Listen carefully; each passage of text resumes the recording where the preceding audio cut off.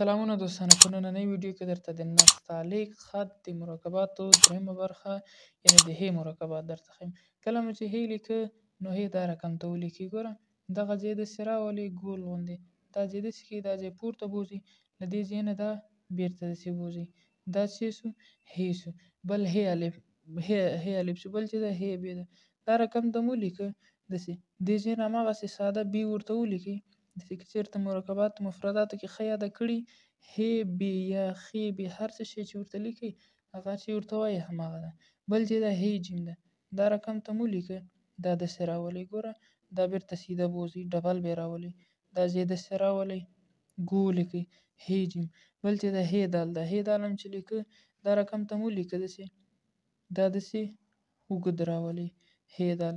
بل ه دال د دې په منځ کې هم داسې ورته وړوکی لیکلی سئ ه دال. بل چې ده ه ر ده، ه ر هم چې لیکه دا رقم ته ګوره ه ر. ه سین، ه سین دا رقم ته مو ولیکئ، دا پورته جګئ، پورته جګ که بیرته شاته راولئ، شاته هم راوستئ، دا ځای داسې لږ یو غاښ ورته ورکئ نری غوندې، دا غاښ دې ته ډبل ورکئ، دا ځای بیرته داسې راولئ لکه د سین غوندې ه سین. بل چې ده ه سین دا رقم ته هم لیکلی سو، دا رقم ته مو ولیکئ داسې ه، دا داسې کش بوځئ، کش هم چې بوته دا ځای بیرته داسې راولئ لکه د سین دغه غاښ، دلته پاس ورته درې غاښونه ورکئ. بل چې ده ح صاد ده، ح صاد هم چې لیکه دغه رقم ته ح ساده ولیکئ، مهمه دغه دا ح مو ولیکه، دا بیرته شاته داسې راولئ، دې ځای نه دا صاد داسې ورته بوځئ، دغلته میلې بوځئ، دا ځای ګول راولئ، دا ځای بیا ورته ډبل کړئ، داسې بیا راولئ، دا ځای هم چې داسې راوسته، دا ځای ګول راولئ ح صاد یا خ صاد.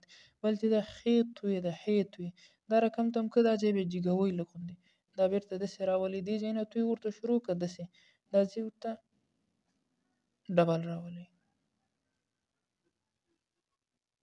بل چې ده ح عین ده، ح عین هم دا رقم ته لیکه، دا چې جګ راولئ، دا داسې کئ، دا بیرته شاته بوځئ، ګول راولئ، دا ځای چې جیم غوندې داسې راولئ جیم عین. بل چې ده ح ف ده، ح ف هم دا رقم ته ولیکله، ح مو ولیکه، دا ځای داسې ح کئ ف کئ، دا ځای نور همغه د ف غوندې راځي ح ف. بل چې ده ح قاف ده، ح قاف هم چې کله لیکه دا ح داسې ولیکله، دا ګوره دا ځای داسې راولئ، دا ځای د سین غوندې هماغسې ښایسته ګول راولئ ح قاف. بل چې ده ح کاف ده، ح کاف هم دا رقم ته ولیکه ح الف غوندې، دې ځای نه ورته دا کاف داسې بوځئ، دا کاف هم چې داسې بوته دا ځای داسې راولئ لږ اوږد غوندې، دا چې ده ح کاف سو. بل چې ده ح لام ده، ح لام هم چې لیکه ح الف هم دا رقم ته ولیکه داسې، دا ګوره د مونږه ح الف سو، دا بیرته شاته راولئ، دا ځای د سین غوندې ښایسته راولئ ح الف ح لام. بل چې ده ح میم ده، ح میم هم دا رقم ته ولیکه، دا ځای داسې راولئ، دا ځای بیرته داسې کئ ح میم سو. بل ح میم دا رقم ته هم لیکلی سو، دلته داسې کئ، دا بیرته شاته بوځئ، داسې کئ ح میم. بل چې ده ح نون ده، ح نون هم دا رقم ته ولیکه ح نون.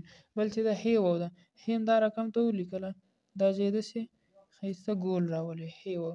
بل چې ده ح واو داسې هم لیکلی شو، کیدای شي دا واو ترېنه باندې ولیکو ح واو. بل چې ده ح ح ده، دا ح ح.